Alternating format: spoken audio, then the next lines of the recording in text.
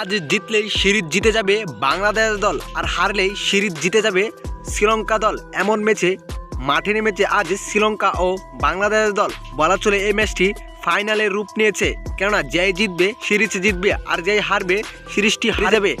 এমন সমীকরণে এদিন প্রথমে টসে হেরে বোলিংয়ে নেমেছিল বাংলাদেশ দল। তবে বোলিংয়ে নেমে যেন শুরু থেকে বোলিং তাণ্ডব চালিয়েছিলেন তাসকিন আহমেদ, কেননা শ্রীলঙ্কার দুই ওপেনারকে একাই খেয়েছিলেন তাসকিন আহমেদ। পরে তাসকিন আহমেদের বোলিং তাণ্ডব শেষে মাঝখানে বোলিং তাণ্ডব শুরু করেছিলেন মুস্তাফিজুর রহমান, যেখানে মুস্তাফিজেও দুইটি উইকেট নিয়েছিলেন। তবে শেষ দিকে মেহেদী হাসান মিরাজ বোলিং তাণ্ডব শুরু করেছিলেন, কিন্তু এক প্রান্ত আগলে রেখে অসাধারণ ব্যাটিং করে যাচ্ছিলেন শ্রীলঙ্কার ব্যাটসম্যান জানিতে লেগানাকা। তার ব্যাটিং তাণ্ডবে জিতার মতো স্কোর করতে পেরেছে লঙ্কানরা। তো দর্শক, আপনার কাছে কি মনে হয়, বাংলাদেশ কি পারবে এই ম্যাচটি জিতে সিরিজ নিশ্চিত করতে?